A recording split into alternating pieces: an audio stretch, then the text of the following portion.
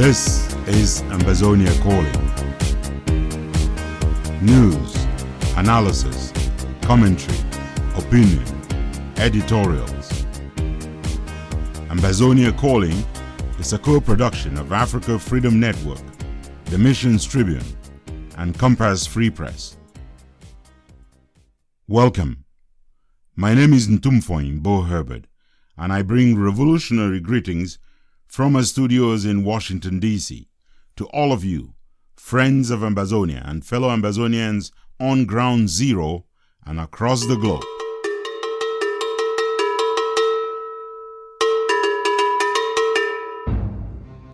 The lockdown decreed by some who will not be identified is not only wrong and ill-advised, it is suicidal.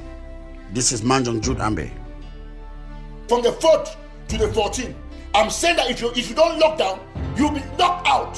Quote me anyway, my name is Herbert. The entire world appears to be helpless before a serious, bloodthirsty dictator like Mr. Paul Biya. Now, Paul Biya must go.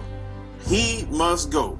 Any collaborator with any colonizer or any turncoat or sellout, they must be identified and they must be cast out. This is Capo Daniel. The IG will not be ignored. It will be challenged to safeguard the integrity of our struggle. An Ambazonian revolution will not be compromised.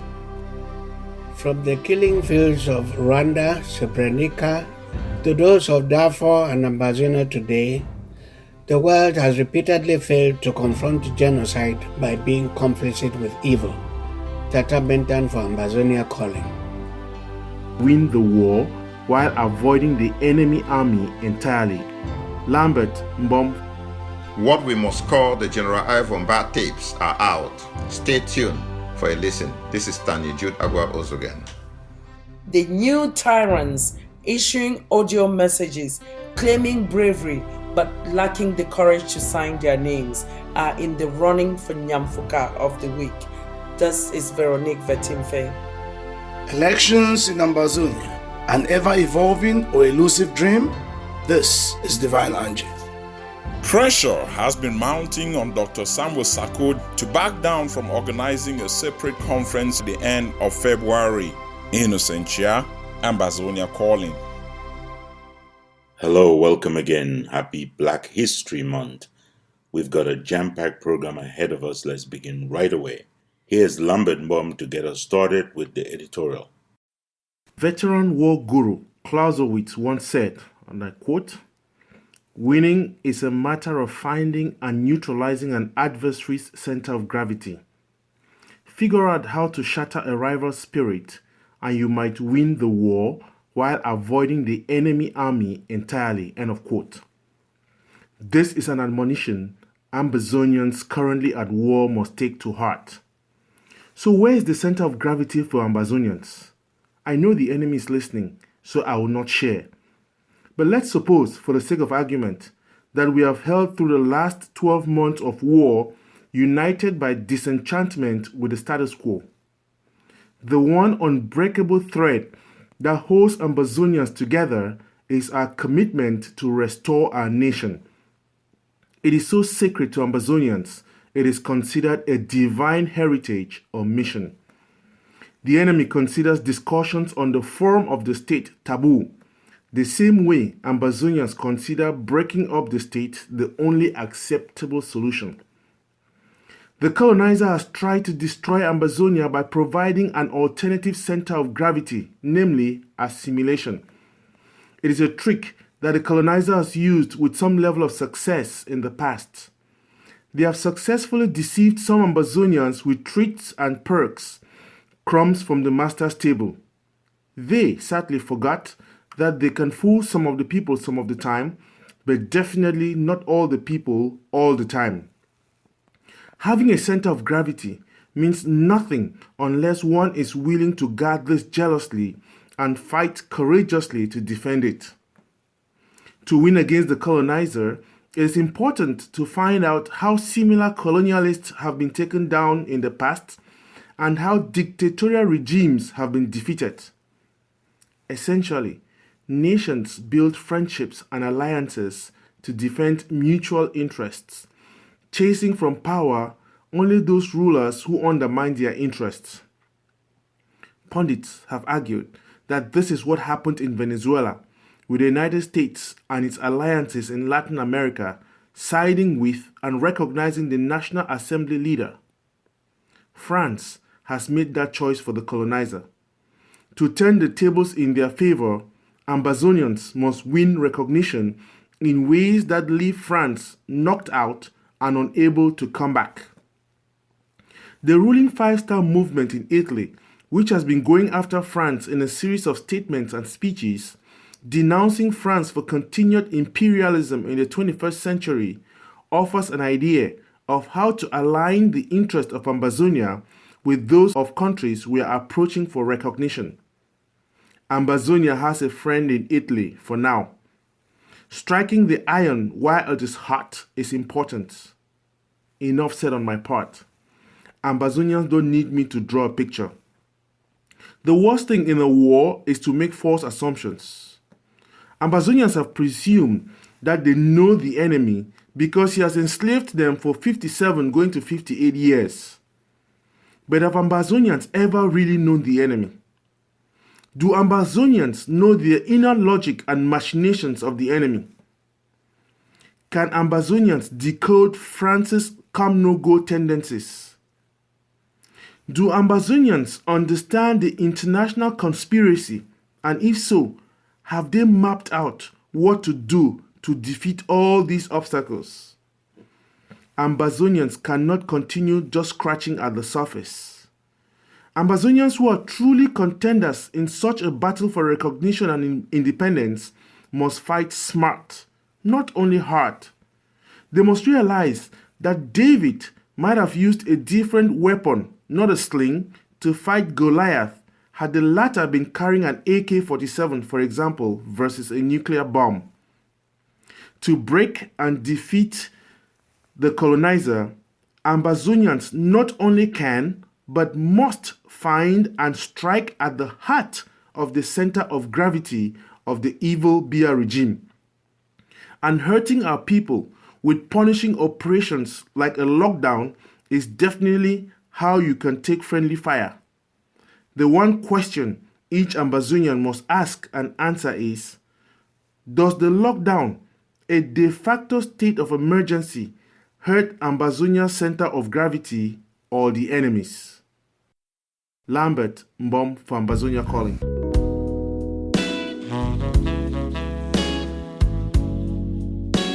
Still ahead in this edition, we have The Devil Unmasked with Professor Emmanuel Tatamenta. We have a winner of the Nyamfuka of the Week. And we are not done until you have heard our letter to Joshua. So stay tuned, kick back, relax, and enjoy Ambazonia Calling.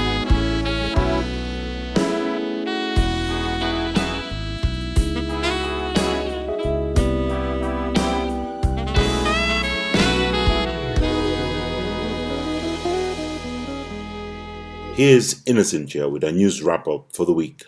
Pursuant to the 20th Amendment of the Constitution of the United States, for the meeting of the 116th Congress of the United States, the House will come to order. Resolution 718 has been passed by the U.S. House of Congress condemning the actions of the government of La République du Cameroon against Southern Cameroonians and holding the government of Cameroon solely responsible for the raging conflict now in its third year.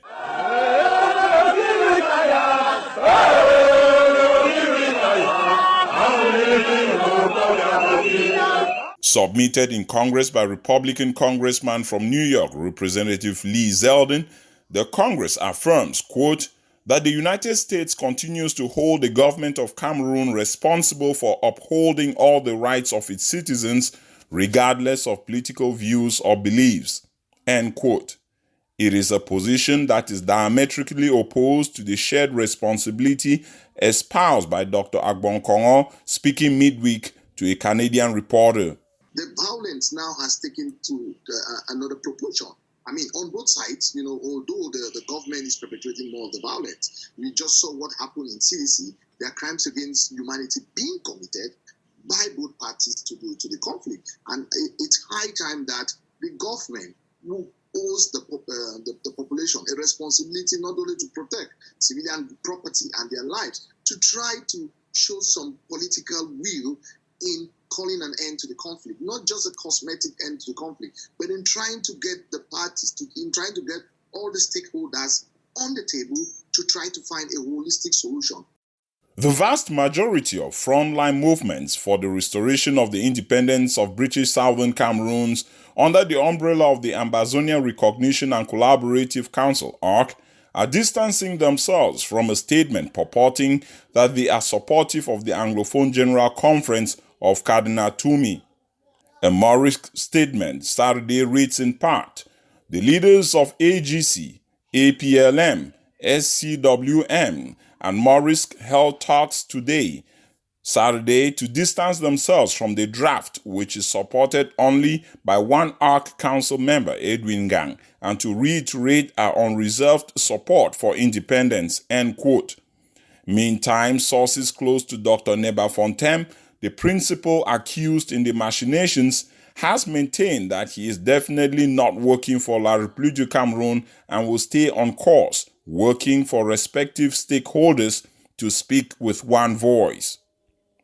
In another statement signed Wednesday, January 30th, MORISC blew the alarm on the anonymous sources that are calling for a 2-week lockdown of Ambazonia to last from the 5th through the 15th of February. Fellow Ambazonians, Duana Edwin Foncha, why don't come again so? That lockdown where I be talk before say this, so this lockdown this, so make we check and find if na La République or na Ambazonia they don't call them. It don't show say na La République. While maintaining that Ghost Town Mondays, otherwise known as Country Sundays, are effective and must continue to hold, the statement states, MORISC honors the enormous sacrifices consented by Ambazonian independence fighters and Ambazonian citizens on ground zero and encourages them to put the safety of Ambazonians first. They should not enforce an order that jeopardizes the safety and welfare of the very people they are sacrificing so much to protect. Enforce only orders that move us closer to independence, end quote. Unabated attacks on medical professionals continued during the week with the shooting killing of a nurse, Gilbert Gamcha, Tuesday, and the savage killing the next day on the 30th of the chief of the Tadu Catholic Health Center using a grenade that La République du Cameroun genocidal forces planted on him, then watched from a distance as it exploded, blowing him up into little chunks. He was reportedly returning from Shisong Hospital with new medication supplies for his health center. We're putting a focus on Cameroon today because the government's heavy-handed response to a wave of protests has provoked international condemnation and calls for restraint. Now, among those arrested this week is the leader of the opposition Cameroon Renaissance movement, Maurice Kamto. Now, with several other opposition leaders also taken into custody, the United Nations has called on the authorities in Cameroon to step back. We call on Cameroonian authorities to respect the freedom of assembly, association, and expression, and stress the need for restraint by all political actors. The Secretary General reiterates the need for all Cameroonian stakeholders to engage in an inclusive and genuine political dialogue. In neighboring La République du Cameroun, Professor Maurice Kamto of the MRC political party is a week old in jail following his arrest last Monday at the start of scheduled demonstrations called for by the organization following massive electoral rigging and other abnormalities that eventually resulted in the contested results in favor of incumbent Biya. Now, the human rights advocacy group Amnesty International has gone a step further. Amnesty's West and Central Africa Director Samira Dawood issued this statement that the crackdown on peaceful protests across several cities undermines the rights to freedom and expression and peaceful assembly in Cameroon. More protests were scheduled Saturday 2nd across Europe and the United States. Multiple sources say the UN and other legal international organizations that Professor Kamto is member of or represents in official capacity are in talks with the government of Cameroon. Unconfirmed reports hold that Professor Kamto has said he is not willing to leave jail unless every political prisoner from the ongoing Ambazonian conflict is released. Critics see it as a political ruse to downsize the Ambazonian restoration fight into an internal dispute. You are listening to Ambazonia Calling, your space for educated news analysis, informed opinions and commentary towards the recognition of a free, independent Ambazonia. I am Innocentsia. Stay with us.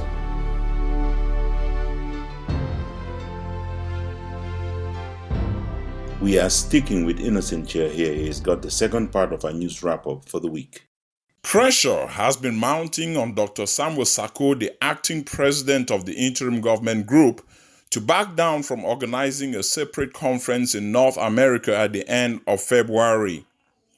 Confidential sources to Ambazonia Calling confirmed that in meetings that first held on Friday, January 25th, between the jailed leader of the Interim Government Group, Sisiko Ayuk-Tabe, some other jailmates, Dr. Samuel Sarko, Chris Anu, and Dr. Ayim from the U.S., a decision was reached in favor of the holding of the Ambazonian People's National Conference at the end of February in Philadelphia.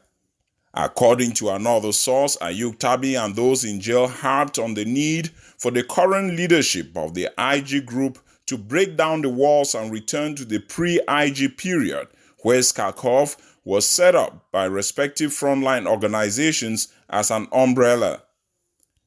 At least one source said the leadership in jail informed that several personalities from the diplomatic mission in Yaoundé have visited with them and belabored the need to speak with one voice. Another source reported that Dr. Sarko was dumbfounded when asked about my trip to BOYO money, rambling at some point that of the $1.7 million raised, $120,000 had been spent on the legal fees of the leaders in jail. On January 25th, Professor Martin Ayim shared on social media against directives by leaders in jail about their first meeting. I looked down, some people are cool people with a gun, then what they call lie.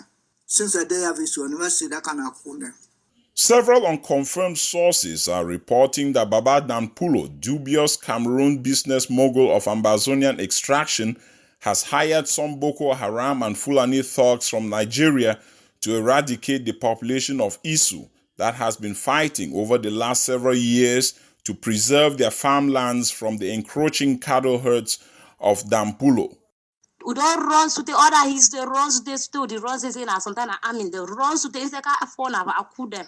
Or then they carry gun. They carry with Trina, they carry now. Enter with some black players so go rape with they say they sorry we.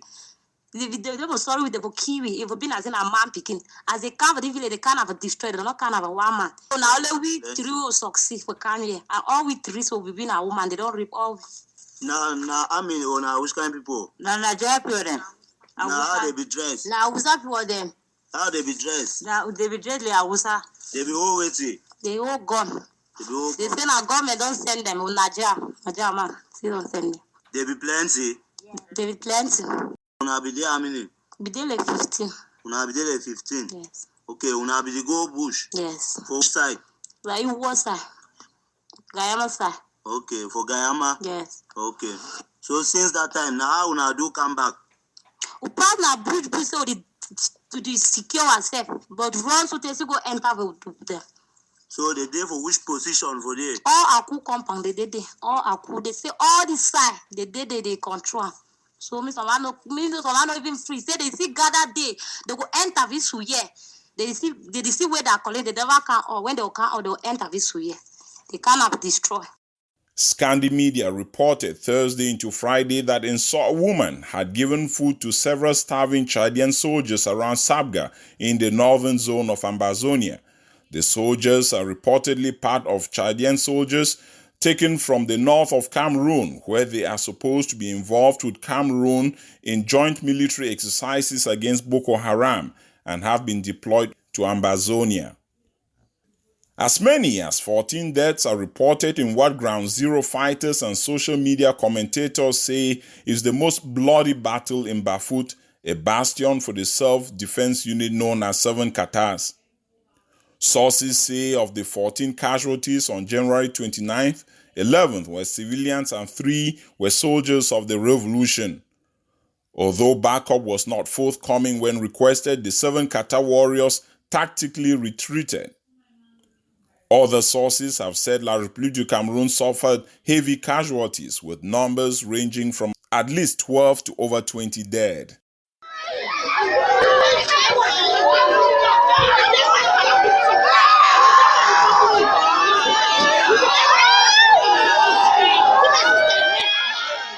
Finally, reports say a convoy that was taking home the corpse of the former principal of GSS Eka for burial in Eka was attacked by unidentified gunmen who shot and killed the wife and the late man's first daughter. Innocentia, Ambazonia Calling.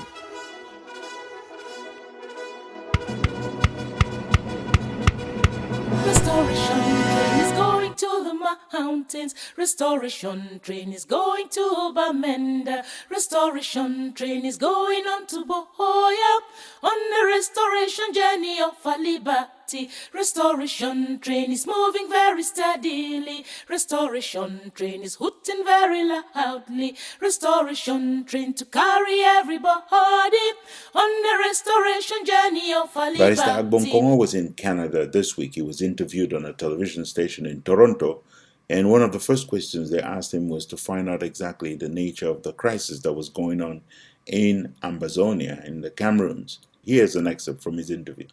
The marginalization in Cameroon is really bad. It's horrible, you know. We decided to take to the streets because there was marginalization in all facets of the life, in the legal sector, economically, education-wise, you know, in terms of appointments. But also there's been historical and institutional discrimination against the people of the Southern Cameroons. And the people of the Southern Cameroons felt enough was enough. They wanted dialogue. They wanted government to sit on the table to discuss the form of a state. We used to have a federal system, which was abrogated, and we have a current unitary system. The people felt that decentralization and devolution of power would be very important to reflect the bijural, the bicultural nature of the country, to reflect the history of the country, wherein the Anglophones and the Francophones came together to make a country called Cameroon.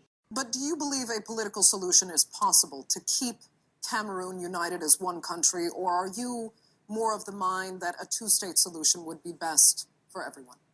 Whatever would be a political solution, be it a two-state federation or separation, it would still have to be a political solution. We would still have to sit on the table to negotiate, for example, sharing of resources. You know, there are things, I mean, we've lived together for 57 years, so violence would not solve the problem.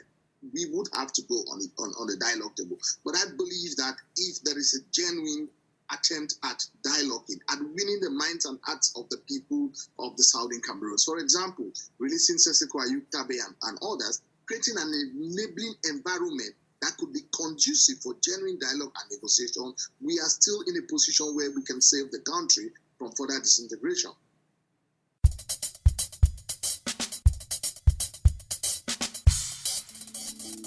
Ambazonia Calling. You are in the heart of the news shrine. Call us the Kalakuta Republic of commentary, opinion, and editorials.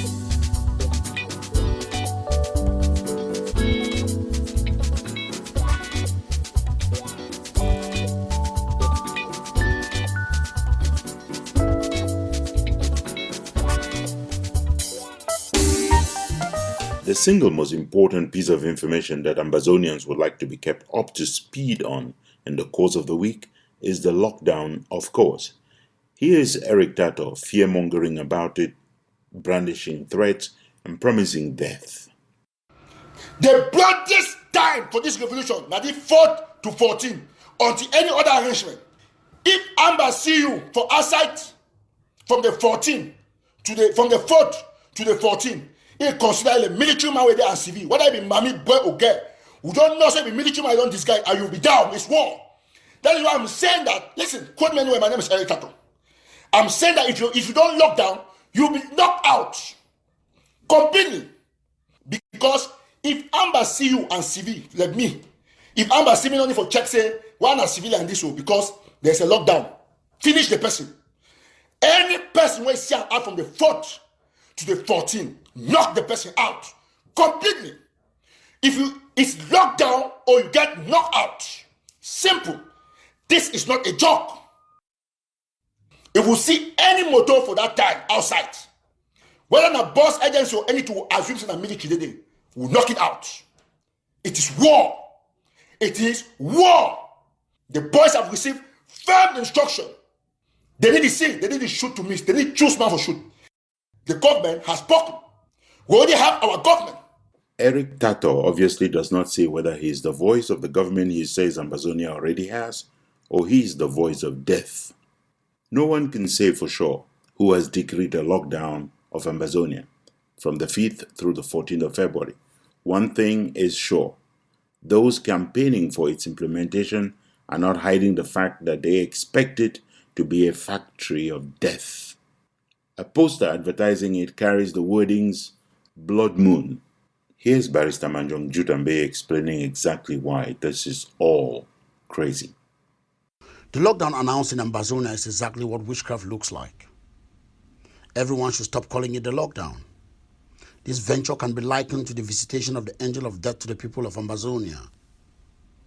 Those who fabricated, floated and seemed bent on forcing the idea down the throats of Ambazonians are not even man enough to stand up and claim responsibility for engineering it. The interim government group claims the lockdown is ordered by restoration forces on ground zero. How interesting. Is it that the interim government group is going along with the idea out of fear, out of love, or out of support for it? Why is the interim government group fence-sitting on this particular decision? Is it because they are cowards, waiting to take credit if the operation succeeds, yet distancing themselves enough to be able to pass on the blame for failure, or for the carnage it is bound to turn up on those anonymous, regime-inspired hidden faces behind the voice notes that called the lockdown in the first place? Whatever the answer to this question may be, this is proof that those who pound their chests and foam at the mouth whenever they hear someone challenge their mandate don't even have the balls to question a bad decision when they see one.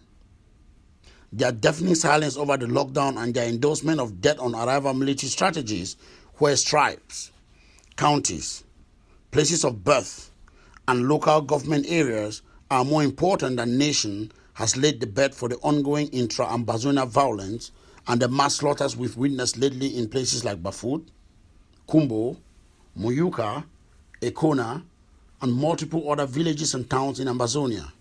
In every revolution, the goal of the people is to march on and seize the seat of power. Americans charged off Washington, D.C. They did not focus on defending states and counties. The French stormed the Bastille in Paris. They did not set up a county-by-county strategy to help them seize power in places like Bordeaux, Nice, or Marseille. If you want power in Yaoundé, you do not fight in Bolova, Garoua, Douala, Betwa, or Baturi. You storm the capital. Our goal is heading to BOYO. Hence, BOYO should and must remain our focus, not MOMO, MEZAM, LEBIALEM, or MANYU. In the name of shutting La Republique out of Ambazonia, the initiators of the lockdown are not going out to block cross-border roads and paths at the points where they enter Ambazonia from La Republique. They are inviting Ambazonians to cage themselves up for 10 days. Ambazonians are being told that it is by shutting themselves up in their homes and sheltering in place that Ambazonia's borders with colonial Cameroon will be shut down. Seriously? You don't have to be a military strategist and or hold a PhD in war strategy to see through this lie. Our people need to expend sweat, energy, limb, blood, and or lives only for strategies that stand a fighting chance. Come to think of it, the military will usually declare a state of emergency to try to track down and take out anyone they believe was creating trouble for them. Right? Well, a lockdown is a de facto state of emergency. Who do you think benefits when civil liberties are suspended under emergency powers? The tyrants in power or the people they have subjugated? Ambazonians, wake up. Please, my people, wake up. Not every strategy works, and not every loud-sounding initiative, not every muscle-pumping and chest-pounding before a fight is followed by victory in the fight. What will a 2-week-long ghost town achieve that is not already factored into the symbolic 1 day per week Country Sunday ghost towns on Mondays? The only thing the organizers of the lockdown seem to have concluded is that it is not enough pain to hold ghost towns only on Mondays. So let us punish them some more. When a 10-day lockdown can be ordered, what stops them next time from ordering a month-long, followed by a year-long? This madness must stop now. Our people are already suffering enough as it is, and the least we should be doing is making their daily lives better, not worse. It is Dr. Cornel West who states unequivocally that any leader who defines success as having the ability to adjust to injustice while remaining indifferent to the plight of his people is no leader. Great leaders, he proceeds, love their people enough and respect them enough to be unbought, unbound, unafraid, and unintimidated to tell the truth. These are my kind of leaders, and it is no secret that all those promoting the idea of 2 weeks long ghost towns and all the county by county nonsense fail this test woefully. We are not used to taking strong positions on Ambazonia Calling, but as our listeners all know, we stand for freedom, total freedom, not only from subjugation under Biya and the entire colonial gangsters from Yaoundé, but also total freedom from anyone who claims to be providing governance now or in the future in Ambazonia. On that account, our position on Ambazonia Calling is that the people of Ambazonia, if they are indeed the masters of this revolution, if this is truly the revolution of the people, then anyone who claims to be in leadership, whether civilian or military, must demonstrate now that they take orders from the people and pledge to work for the welfare and protection of the people. If any leader and or wannabe leaders should take actions that abuses the trust placed in them and ends up inflicting further harm on the people, then the people must find a way of standing up to them. Oppression is oppression, whether it is inflicted on our people by colonial Yaoundé or by Ambazonian leaders.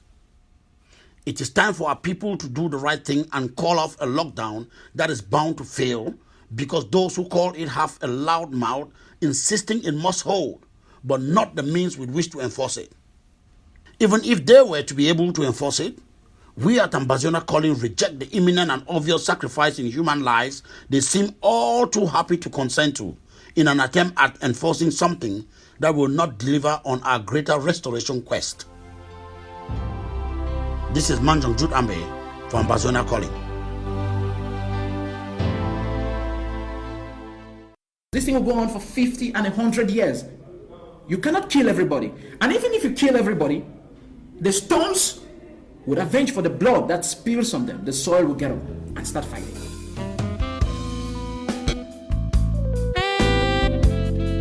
You have plenty of show yet to come, so don't go anywhere. We will be right back. The people of West Cameroon cannot be your slaves.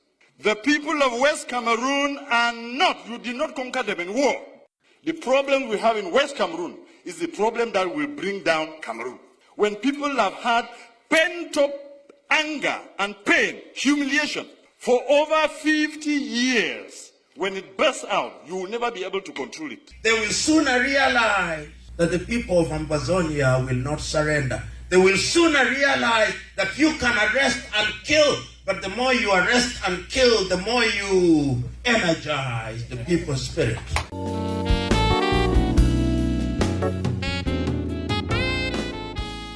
It is now a trend among Ambazonians who support the interim government group. You are not to challenge the views of the interim government group. This is the new dictatorship of Ambazonia. Everybody please shut up, they seem to be saying. But one of the activists who has taken the most blows, the most beating from surrogates of the interim government group, Capo Daniel, says they are not to be left alone. Here's Capo Daniel. Whether the Ambazonian people oppose or support the IG organization, it should have zero bearings for them to deliver on their mission to restore the independence of the Southern Cameroons.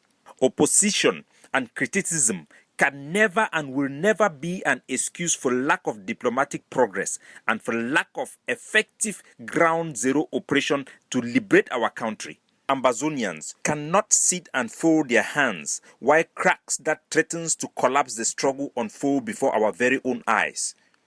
Every Ambazonian of good faith should question why the IG organization is so comfortable adopting policies that are leading to the wiping out of the Amber Boys from one county to another.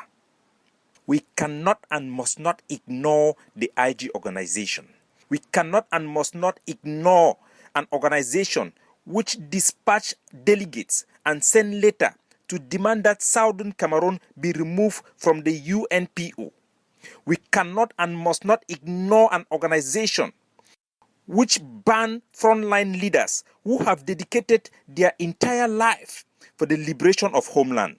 We cannot and must not ignore an organization which bans self-defense groups that have been set up to liberate homeland. We cannot and must not ignore an organization that removed General Arke from the battlefield and sentenced him to life imprisonment in the midst of an ongoing war.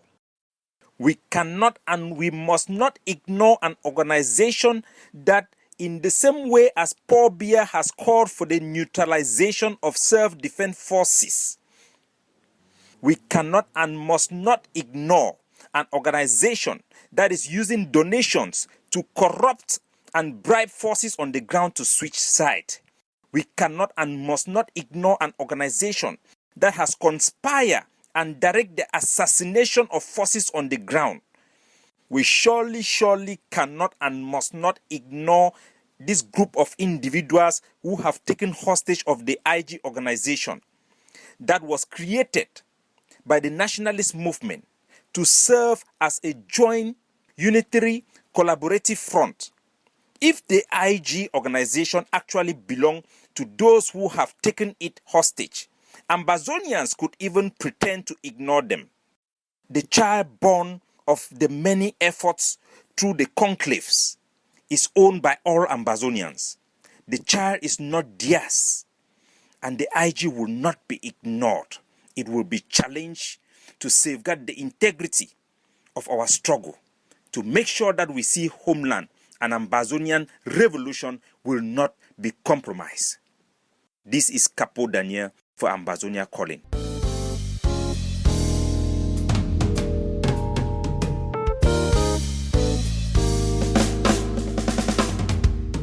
Welcome to our special interview segment, The Devil Unmasked, The Truth Out.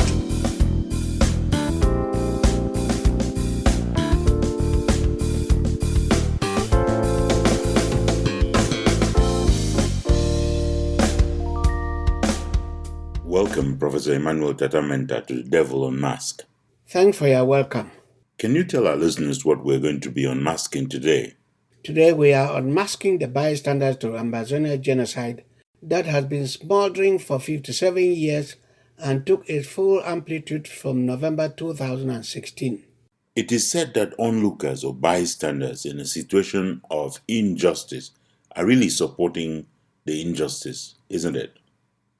As Bishop Desmond Tutu stated clearly, if you are neutral in the situation of injustice, you have chosen the side of the oppressor.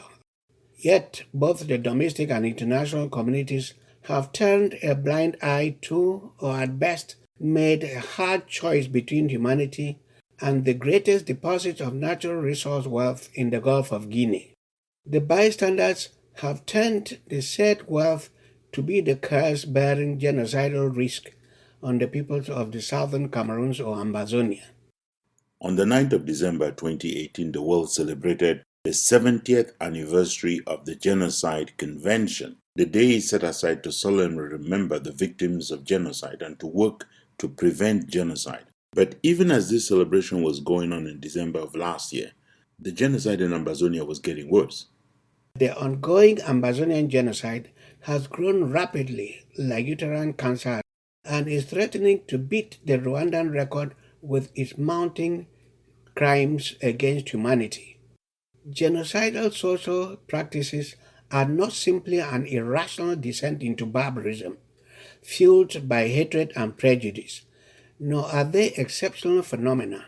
On the contrary, they are a special technology of power for destroying and reorganizing social relations that has played a crucial, well-defined, and executed role at different moments of history. Who are those guilty of bystanding in the face of genocide in Ambazonia? Ntumfoyn, let us start with the redundant politicians like those of the Social Democratic Front.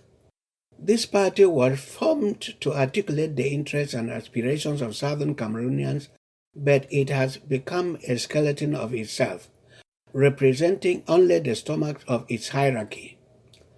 When the Social Democratic Front senators and parliamentarians, as they call themselves, staged their drama in the National Assembly of the Foreign Satanic Republic of Cameroon, they were called upon to resign en masse, since the Amazonian quest could not be discussed in that foreign parliament.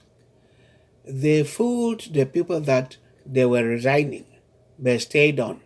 They learned no lesson from the historic benevolent neutrality that got Southern Cameroons out of the house at Enugu in Nigeria and reformed their parliament and government in BOYO in 1953.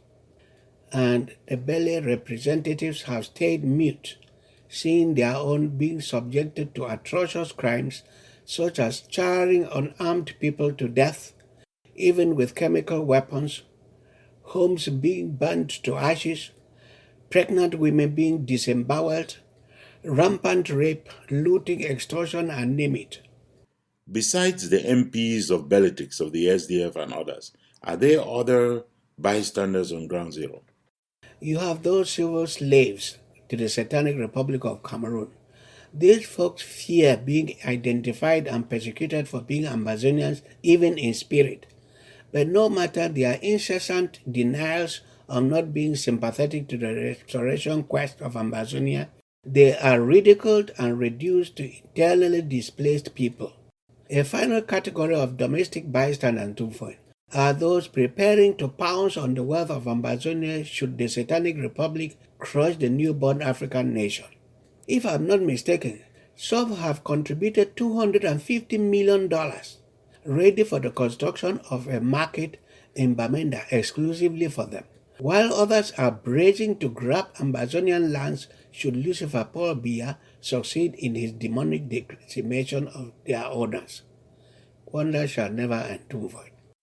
Would you say that there are few international bystanders? Ntumfoyn, they are not in limited supply. Let us begin with the African uselessness, or you call it African Union. Let us consider the futile efforts of expansionist Satanic Republic of Cameroon to use a new imperial mask and conceal the truth on the ground that boomeranged in the face of the Yaoundé dictatorship at the African Union Summit opened on February 1, 2009 in Addis Ababa. But what is self-evident is that Southern Cameroon is a historical and legal reality within the international legal system. The second reality is that per the Anglo-French Boundary Treaty of January 1931, French Cameroon has no maritime boundary with Nigeria. This explains why Yaoundé itself in its memorandum submitted to the International Court of Justice admitted that Bakassi is Southern Cameroon's territory. These are facts of history, international integrity of Southern Cameroons and international law governing modern nation-states of Africa, which cannot be blotted out even by an earthquake initiated by an insane village tyrant like Lucifer Paul Biya. Whoa, that really sounded like you were calling him Nyamfaka. But tell our listeners what craziness got into the head of the Biya regime. What could they be trying to prove by tabling such a matter on their agenda? Firstly, Ntumfoyn, for self-aggrandizement and international image making, Lucifer Paul Biya would have proclaimed himself a hero and messenger of peace in Africa in 2009. This would have qualified him to campaign for the Nobel Peace Award.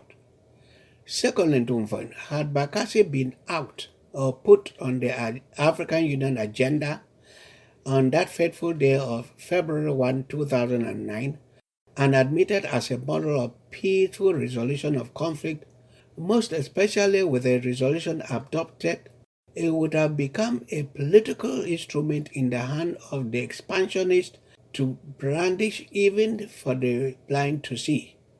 We should note that the CRTV choir boys, they call themselves journalists too, in glorifying the demonic Emperor Paul Biya, frequently projected President Obama's victory side by side with the Green Tree Accord and Yaounde's takeover of Bakassi. Bakassi belongs to Ambazonia, not to the Satanic Republic of Cameroon. Only mentally starved folks fail to see that legal reality. Ntumfoyn, you know, dictators live on self-glorification, deceit of the masses, and make-believe. Lucifer Paul Biya is no exception. Would it have been okay for Biya to proceed? The African Union summit of that 2009 would have been putting the cart before the horse. Its deliberations would have been a negation in the Southern Cameroon versus La République du Cameroun matter before the African Commission. The fact that the Satanic Republic of Cameroon has no maritime boundary with Nigeria and that Southern Cameroon was never, is not, and never will be an integral part of French Cameroon.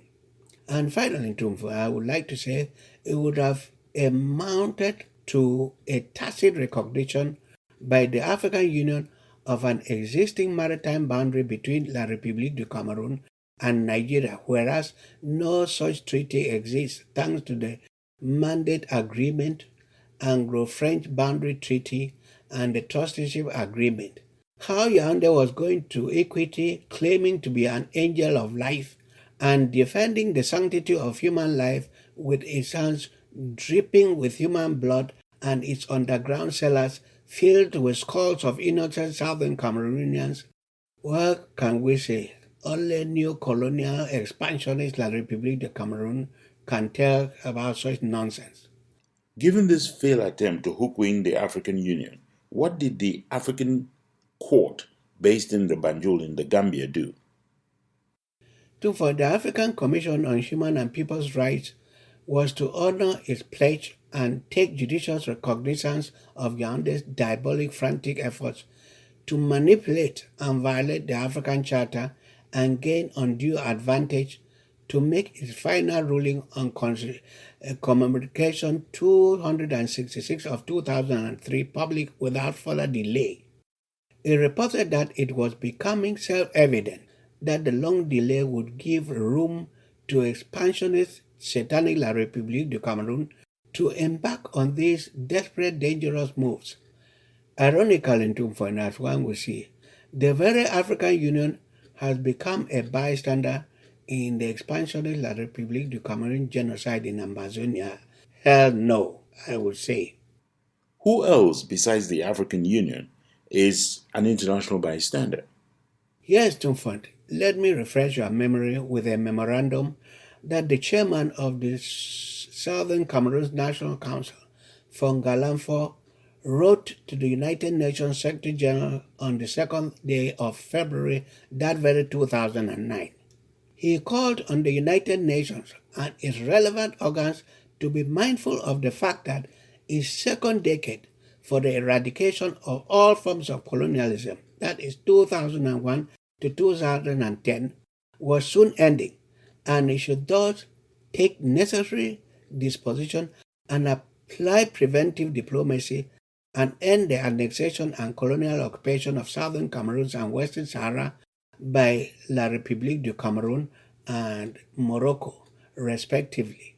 The chairman submitted prophetically that to prevent further wars, mass suffering, and human degradation in Africa, the United Nations and international system should stop listening to expansionist powers that hide behind the cloak of respect for national sovereignty and so-called territorial integrity while oppressing annexed and occupied nations and peoples.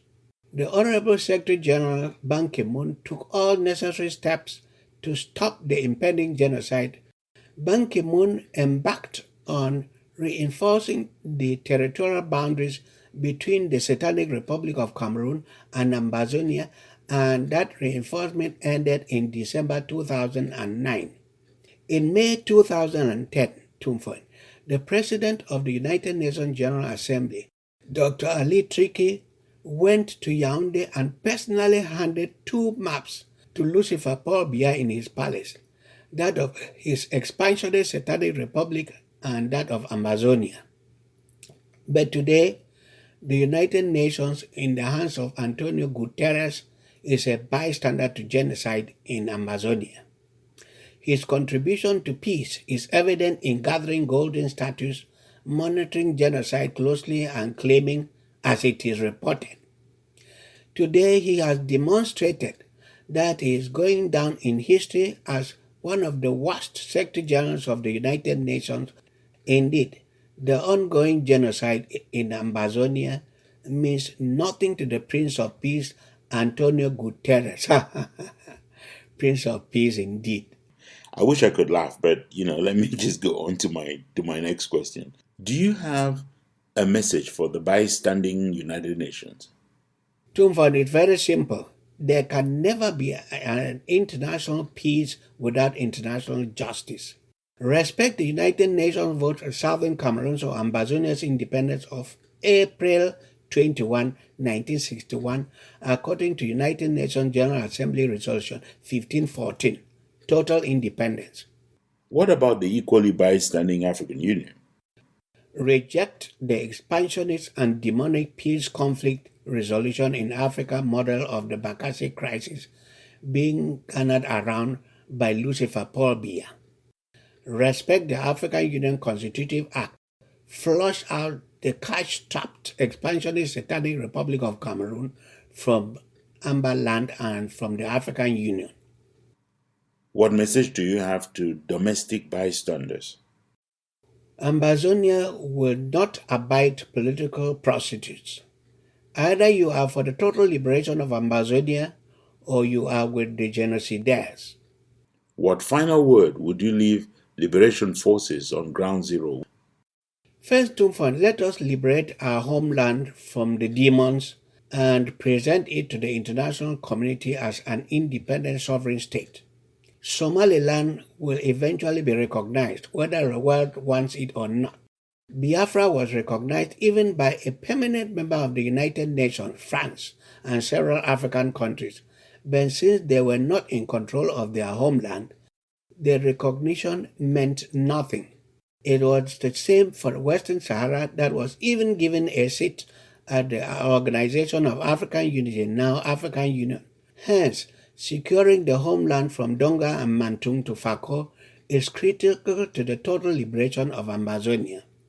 Lastly, Ntumfoyn, let our people note and obey what Jesus Christ said in Matthew 12, 25-26 religiously. Every kingdom divided against itself will be ruined, or every city or household divided against itself will not stand. Oh, thank you very much, Professor Emmanuel Tatamenta. That's all we've got time for today. Thank you and have a wonderful week. Thanks for having me.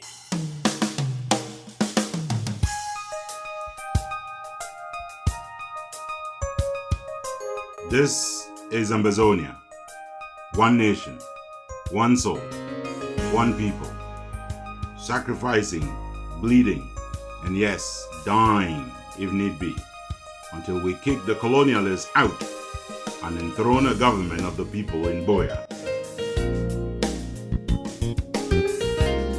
Even the American media that rarely pays attention to what's going on in Africa are turning their focus to what's unfolding in the Cameroons at this moment. This week, a number of American activists were drawing comparisons between what's going on with African Americans here in the United States and Africans on the continent in a place like Cameroon and colonialists like the Biya regime. They were pointing out the big need to isolate all collaborators. Exactly what you're doing there in Ambazonia, people. Congratulations. But here's the message from our brothers from the United States. Now, Paul Biya must go. He must go. Any collaborator with any colonizer or any turncoat or sellout, they must be identified and they must be cast out. Just as we say the same thing here in America within the black community. You have these shills for the Democratic Party. You have these shucking and jiving sellouts. All the ones who are sellouts, all the ones who are invested in keeping their foot on our neck, talking about the colonizer, to keep the foot on our neck as black people, we need to call them out and they need to go. See, this election cycle, pay close attention to those who are trying to fight against you for wanting a tangible thing, for wanting you to be respected. Pay attention to those people too, because those people are no different than Paul Biya. If you gave them the kind of power Paul Biya have, they'll be doing the exact same thing to us right here in America. Trust me on that. They have no problem cutting our throat in black America just as much as Paul Biya has no problem doing the things that he's doing in Cameroon. And this man, for a long time, have been running that nation, and he's running nothing but into the ground. And his solution to control the people, because he's a failure, he can't do right. He want to kill those who want to say something about, hey, I want my country to be right like everyone else's country throughout the world. But, you know, a lot of times those are created also by the West. And when I mean the West, I'm talking about the Europeans. They're created by them so they can steal the resources. So it's like a catch-22. They don't want African nations to be good. They don't want them to be in peace and harmony. They don't want that because chaos still makes them rich. So we as a people will have to change things for ourselves. We first must deal with the internal enemies. Then you can deal with the outside enemies. And then until we get to that point where we're willing to free ourselves from all those internal enemies, we will not progress, not even a step. So get on now on the train, everybody. Get on now on the train. Mothers, fathers, get on now on the train. Children, get on now on the train. Sister, brothers, get on now on the train. Husbands, wives too, get on now on the train. Oh, Abba, Father, bless us. Oh, Jesus Christus, guide us. Oh, Holy Spirit, lead us on the restoration journey of our liberty. So, restoration train is our freedom train. General Ivomba of the ADF may be dead, but he's still speaking from the grave. And this week he was speaking through his tapes, his audio tapes, what we are calling the General Ivo tapes. And they tell a story of stinking corruption. Here to tell us that story is Tanyi Jude Agwa Ozugen. The General Ivomba tapes reveal tantalizing details. They unearthed some of the machinations of the interim government group to buy everyone and failing to buy, blackmail anyone who refuses to be bought. The tapes prove anew that the SCACUF Governing Council in its first form and in its later form, when it went through the transfiguration that proclaimed it an interim government, knew very well and confessed that the only ones doing the fighting on the ground were forces from the ADF, SOCADEF, the Tigers, amongst a few others at the time. Here is John Igewang admitting it. Without the Tigers, the ADF, the SOCADEF and other self-defense group from different villages on the ground, the momentum of the struggle could have gone very, very low. But thank God for these self-defense forces. I'm calling on all Ambazonians to do something. If you have not done anything, this is the time for you to dip your hands in the pocket and support the Tigers, ADF, SOCADEF, and all the different self-defense forces that are out there. These are the people who are going to bring us a solution. That was when the interim government group had not yet gone to be baptized in the waters of Zaria Mafia. When truth was still worth defending, Akwanga, Cho Ayaba, and Martin Chiu were doing a great job on self-defense. Then the interim government group decided to get into monkey business. I want to just bring something for your attention. You know, see, your name now for center for everything now. because of that confusion, they say you dey work for Ayaba and now you dey enforce all Ayaba. They say now you dey enforce all Ayaba. He ordered them for ground. I would don't see how Ayaba be put and say they will continue to do all what they do until the dominant force now you go rule for ground zero. Despite pretending that it had a force and a certain General X to handle defense, the interim government group turned to corruption, to the buying up of soldiers from other units in order to set up its own self-defense group. Government then they arrange to get a lot of money where if that money don't come, even all the warriors and they go be on a stipend. But they pay every warrior based on their level, will go classify them. If person like you, where you get influence, you feel carry all that people they bring it together, you go help for influence and for stop that bad seed. Here is the same John Egewang on the phone with General Ivo asking to buy him, asking him to quit the ADF, betray Ayaba if need be, and join the Zaria Mafia in its ruthless pursuit of power grab. And I begin to bring attention to you, say, we get ASC, and ASC, now a very structured and professional group where you get a lot of military professionals. Not only people where they just get the name say military for, the people that don't actually serve, they retire, they don't fight war for different countries, they multiple times. People don't go to some of the highest level for military, for other Western military. Who go give me assurance 100% for take care for me, for sponsor me. One as will be one. Any side way, any man way to bring unity. Now the position for the government and the ASC for take care for all your soldiers. The tapes only provide evidence of a well-known fact about the workings of the interim government group. It has always been their modus operandi to eviscerate other groups in this revolution, supported by surrogate, high on God alone knows what, and handy ancillaries like Eric Tator, Mark Barra, and a host of other sycophants. They have pursued this with reckless abandon and with no regard to the wreckage it has finally done to this revolution. One of the worst parts of the General Ivo's tape is confirmation that the interim government group failed to provide the instruments of self-defense to those it successfully bought over. General Ivo states the point in one of the tapes to John Egewang that the so-called government, despite collecting nearly $2 million in donation, provided no weapon. General Ivo says the southern zone had no more than a couple of AK-47s. If you look at now for Southwest, ASC you know about plenty. If I want to take that boy and back me all will enter ASC. I'm not sure all that because of ASC, most of them, all I mean on our group. Most of them, this one, they want to begin install them, but they talk to them, supply them. Because the whole Southwest, no group, no, they will get 2 AK. Now, only one man for Moyoka get 3 and 2. With 2, yeah, now 3, 1 day, we don't get magazine. If you look and find, just look the whole Southwest, Marumba, Ora, Kumba, so they go jump right for a corner. All of them, no man, no, they will get stick. They don't get stick. So you wonder me how, if me account for them, now the very thing, I'm not sure how I'll get supply. Or they, now the supply, then they chop them, or they take the money chop and I don't know. So when I look on that thing, they work of my head. For me, for join ASC, I'm not sure what will supply me unless they give me confidence. So where is my join? I never deny. I like the love, togetherness for join and bet. Who will supply me? Notice that John Egewang does not refute the point raised by General Ivo about the lack of supply, about the provision of only 2 AK-47 for an entire zone. General Ivo also stresses the difference between the failure of supply by the interim government group and the certainty of being well stocked and taken care of by someone like Dr. Lucas Cho Ayaba under the ADF. Even worse than not supplying, John Egewang has no shame in listing the supply of rubber guns, mere catapult as somewhat equipment they expected self-defense forces to use. EAC calm them, supply be sent down. Some they don't buy them some sticks, they don't buy them sticks, they don't buy rubber gun.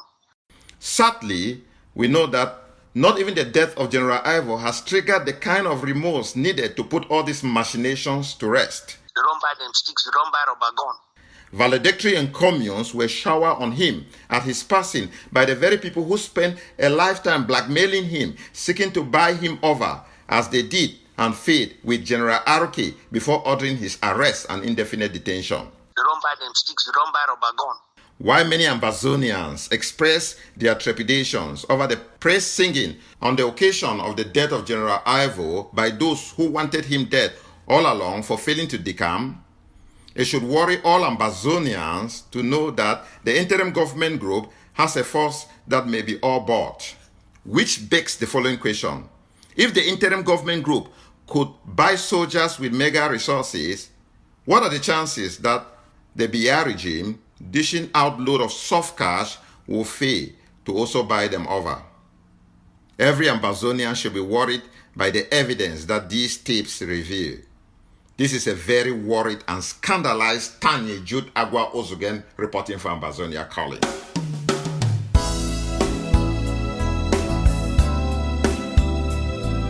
Stay tuned.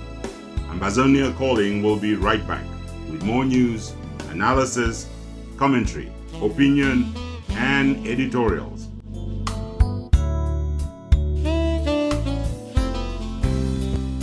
Go placidly amid the noise and haste, and remember what peace there may be in silence. As far as possible, without surrender, be on good terms with all persons. Speak your truth quietly and clearly, and listen to others, even to the dull and ignorant. They too have their story. Avoid loud and aggressive persons. They are vexations to the spirit. If you compare yourself with others, you may become vain or bitter, for always there will be greater and lesser persons than yourself. Enjoy your achievements as well as your plans. Keep interested in your own career, however humble. It is a real possession in the changing fortunes of time. Exercise caution in your business affairs, for the world is full of trickery, but let this not blind you to what virtue there is. Many persons strive for high ideas, and everywhere life is full of heroism. Be yourself, especially do not feign affection, neither be cynical about love. For in the face of all aridity and disenchantment, it is as perennial as the grass. Take kindly the counsels of the years, gracefully surrendering the things of youth. Nurture strength of spirit to shield you in sudden misfortune, but do not distress yourself with dark imaginings. Many fears are born of fatigue and loneliness. Beyond a wholesome discipline, be gentle with yourself. You are a child of the universe, no less than the trees and the stars. You have a right to be here, and whether or not it is clear to you, no doubt the universe is unfolding as it should. Therefore, be at peace with God, whatever you conceive Him to be, and whatever your labors and aspirations.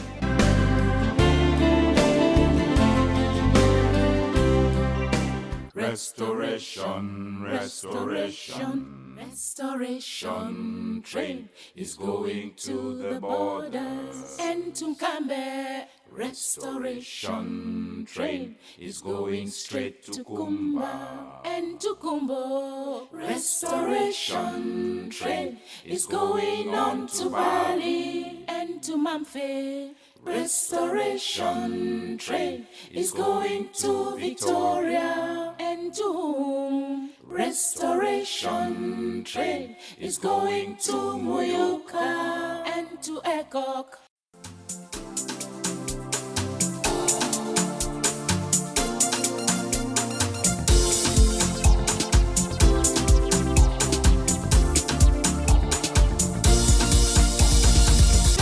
We don't do foolish, but when there are capital fools out there, we make it our duty to find them, and every week we crown one of them the Nyamfuka of the week. Here now is Veronique Vetimfe with our Queens and Kings of Foolish for the week.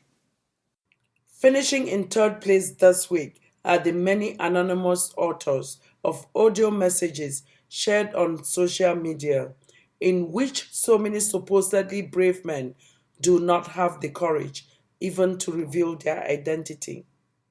They take up sides in favor, usually of the interim government group, to try to bully and intimidate anyone who dares to say anything other than worship at the altar of the self-proclaimed interim government. The threats are encouraged by the silence of those whose interests the shameful audios are intended to serve. We have news for them from Ambazonia Calling. Ambazonians will not trade one tyrant for another. Ambazonians will not allow the monsters hiding behind such shamefaced threats to cow anyone into silence. One way of doing that is to get all of them to know that they distinguish themselves not as courageous people who know and can defend what freedom is, but as third place finishers for the crown of shame, the Nyamfuka of the week. Nyamfuka them all. The position of runners-up this week returns to a group. These people have been working very hard on preventing Ambazonians from getting to full independence. It is a distinction that they have won 2 times before.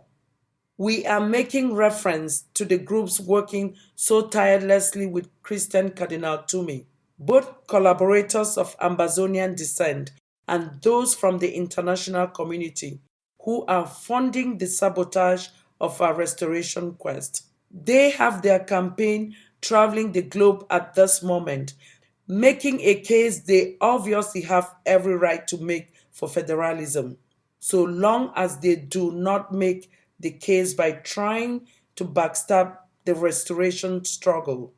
The AGC initiative by Cardinal Tumi, by all means, should proceed. They should convince whoever they need in order to hold their conference. However, they and their sponsors must stop the relentless effort to make believe that somehow pro-independence groups are getting ready to fold and come under their care. No way, no how. And for pretending that such is the case, supporters and sponsors of the AGC are this week's second place finishers for the crown of shame, the Nyamfuka of the week. Nyamfuka them all. Ambazonians on ground zero have consented enormous sacrifices to date, but apparently for some people, notably for the organizers of the lockdown, imposing a de facto state of emergency on them should be accepted without a complaint. They have been on audio messages out there telling those who would bear the brunt of the lockdown that they should not grumble because they are still alive, whereas so many have been killed. We get the need to be grateful to God for every new day. What is hard to understand is why the pain of a shutdown is okay. If our people needed to stay at home because they were taking cover from La République terrorists, one would understand. In this case, they are being threatened by the forces that have sworn an oath to protect them.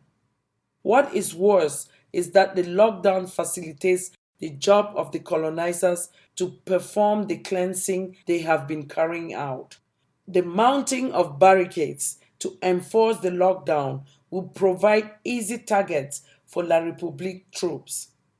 A very unfortunate situation, making the initiators of the lockdown this week's winners of the crown of shame, the Nyamfuka of the week. Nyamfuka them all. This is Veronique Vetimfe for Ambazonia Calling. Nyamfuka them all.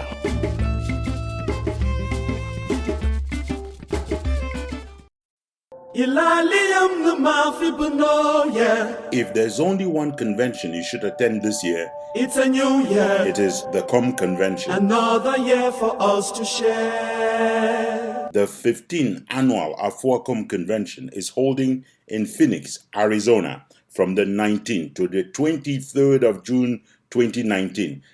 USA, yeah. Buy your ticket, book your hotel room before it's too late. Everyone is going to Arizona. America, yebala koma, yamle.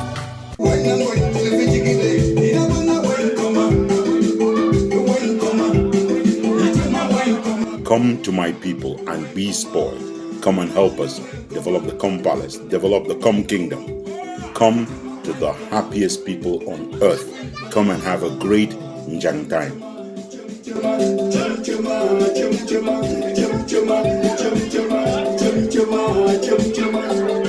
In a short excerpt of an interview which Christian Cardinal Tumi granted to Equinox TV, he speaks with nostalgia about growing up, about his love for the two Cameroons coming together. We love Cameroon. At reunification, we fought for. I was so involved in my own small way in the fight for reunification.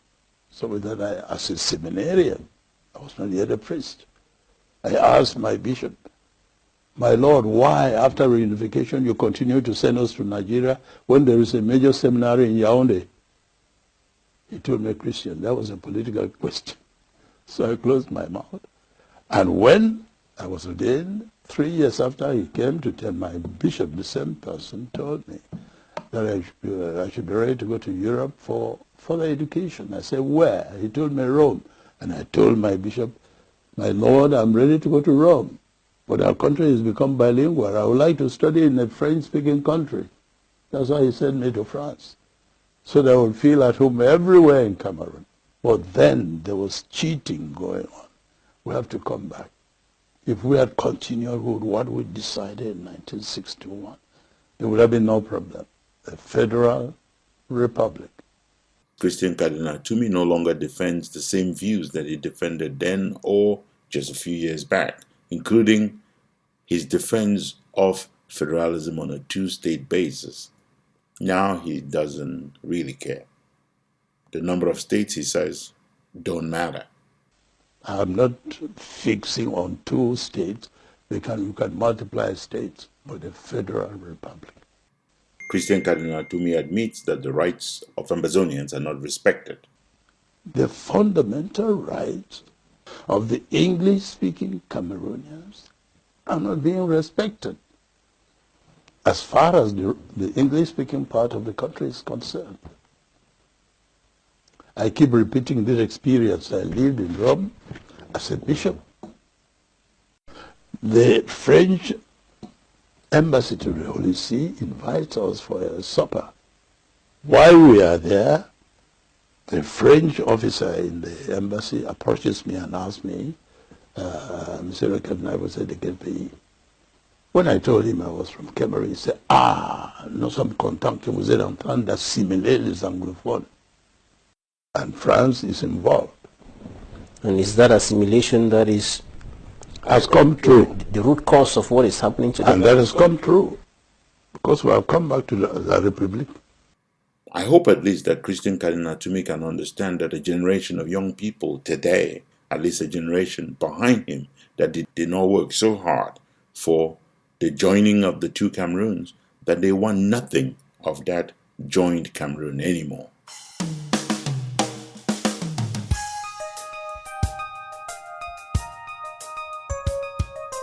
This is Ambazonia. One nation, one soul, one people. Sacrificing, bleeding, and yes, dying if need be, until we kick the colonialists out and enthrone a government of the people in BOYO. The international conspiracy to which the Cardinal made reference there is still ongoing at this moment. The Swiss government, along with the French, apparently are working with La République du Cameroun to make sure that they can maintain Ambazonia in bondage. Here is John Baakuru. A cable has been leaked to us, which indicates that in the days or weeks ahead, the Swiss government is going to organize a retreat for some southern Cameroonians that they are going to be preparing, that they will come out eventually and declare that they are talking on our behalf, so that they will be the people that France will push across the world that should be used for negotiations concerning the ongoing conflict in southern Cameroon. And the objective is mainly to ensure that all our years of suffering, that the sacrifices we have made this far, that every dream that we have will be crushed, just to protect the economic interests of France.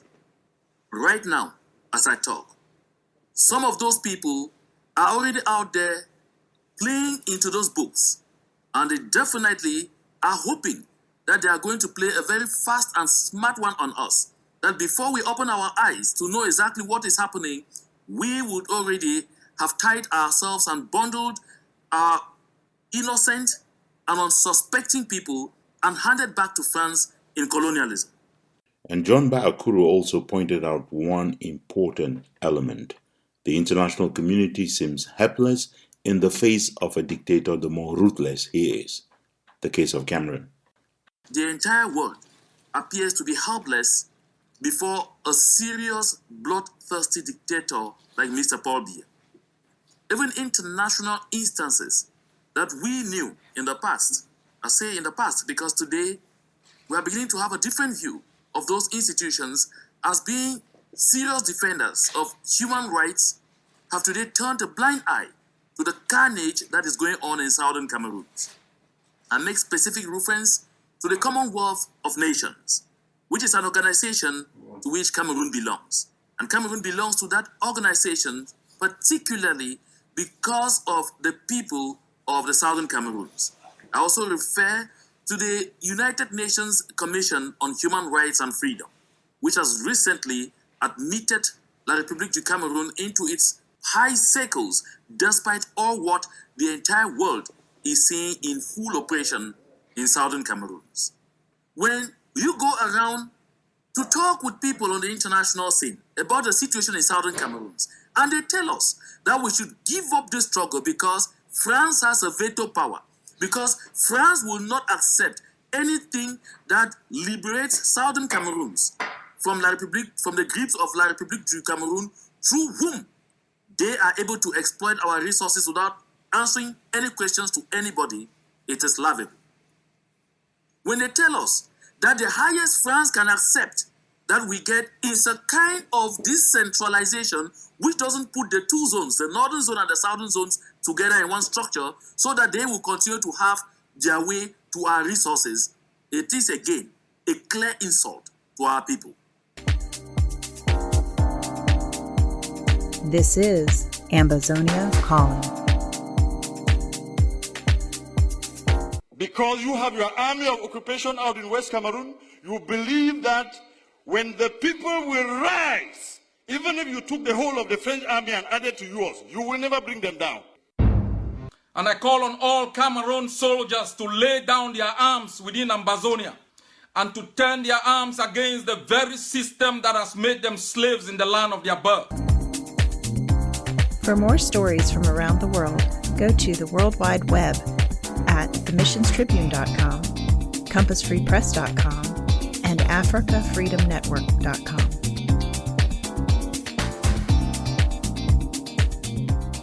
Here is our letter to Joshua. Dear Joshua, how do you do it? How do you sleep at night? How does your conscience allow you to close both eyes, shut out the world, and actually snore through each night, given all the evil that you have engineered or that you have supervised all day long, every single day, every month of every one of the 36 years? It still beats my imagination that you can actually crawl into bed besides Oga Madam Joshua and actually crash. It is helpful that at night the hairdo that she has, is taken off. I hope, or is wrapped around in a queen-size bedsheet, because you don't want the children to have nightmares. If you wake up at night and is coming back from the bathroom, well, I can't imagine what's going to happen. Okay, let me leave it there. Let the gear come off or cover the gear when you go to bed. It's for your safety. Excuse me for the digression. I was on this topic. We were talking about how you go to bed at night after reviewing video and photographic footage of the thousands of Ambalanders and citizens of bread and sardine republic that the monsters you call armed and security forces rape, torture, maim, kill every single day. I have been warned not to evoke blood with you because apparently the mere mention of blood leaves your teeth itching, and people are a bit afraid that you could turn cannibalistic in the family. No, you are not allowed. Not allowed. But maybe just for dessert, you could. Now, I've never understood why your cannibalism targeted all these bishops and priests and religious. And okay, they told me that story about the family member, but I don't believe it. Don't believe it because the people who believe it, you've killed them already. So I just want to be safe. So I have been warned from upcountry Ambazonia that we should not talk too much about the things you need to do for upcountry because apparently you are doing them already, like constructing the ring road. They say you're finished building the road with blood and broken limbs. And so, nobody should ask that from you anymore. I mean, we regret that we were ever asking for it because, after all, we are another country.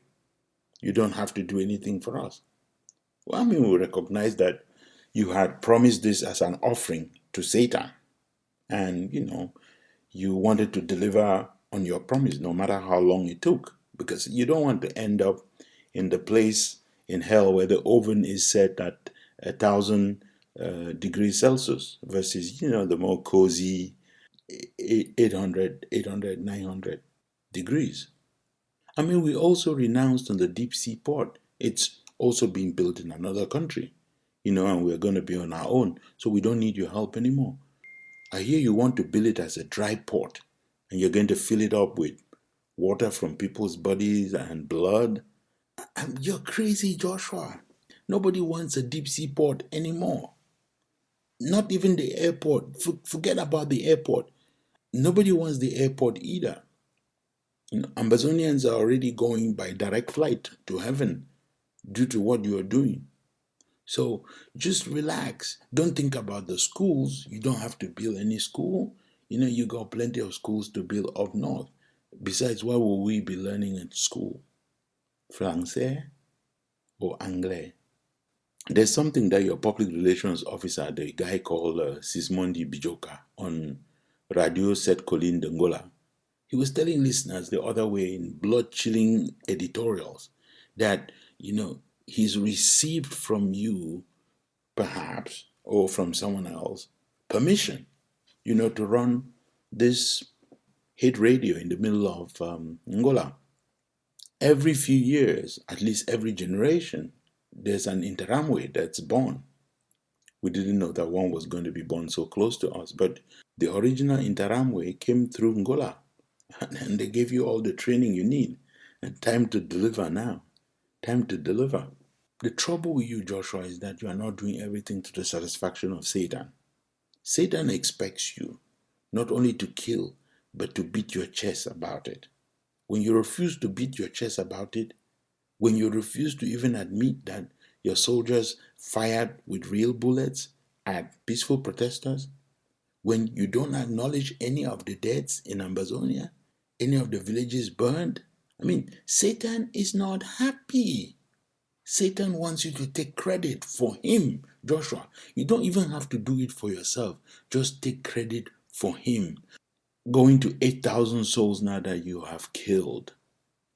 I don't know, tens of thousands of women raped, including those you have arranged now to be raped by all the Aku guys that you're getting into town and the Chadian rebels.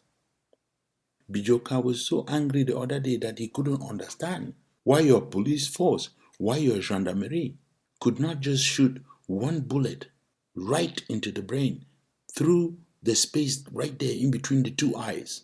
Why are they shooting people on their legs, their laps? What's that for? What's all that caressing people when it's time to deliver for Satan? Please do not get me wrong, Joshua. Don't think I have underestimated you. Don't think I don't believe that you're a monster. I do. Don't think I don't believe that you have a very dirty heart. I do. Don't take any anger, okay? It's just that it looks like you are not doing it to the level where the Betty Interamwe wants, the way Bijoka wants to describe it to you. I mean, you can take free courses. They're on Radio Set Colin Dongora. You can listen there to the Editorial du Matin, and that's it. It's enough. You'll be ready. Because why you're not listening is this all these young guys. Atanga Naponji, who now says he's from Lolodov, and Diongute, who is from Vomka village. You know, they are positioning themselves seriously. They're going to take over. I mean, I told you the other day about how one of them is already fond of funds. Stupid me. I should have educated myself a little more before making some assumptions. The story out there is that you need all the blood you can spill in all these massacres, because apparently you are looking now to offer blood in all the colors of the rainbow. It was a demand you say Satan make to you. But look, Satan only makes that demand to people he is saying you are now confirmed in hell. You can now enjoy hell for the rest of eternity. That's why I'm taking time to explain to you that you really don't need to go out there and kill anyone anymore, because you graduated, Joshua. You done all the evil that you need to be able to be patron in devil's kingdom. You don't have to do anything more. It's time for you to relax. Capiche? Comprende?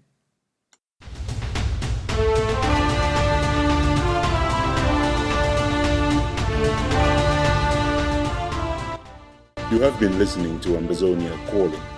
We came to you from our studios here in Washington, D.C.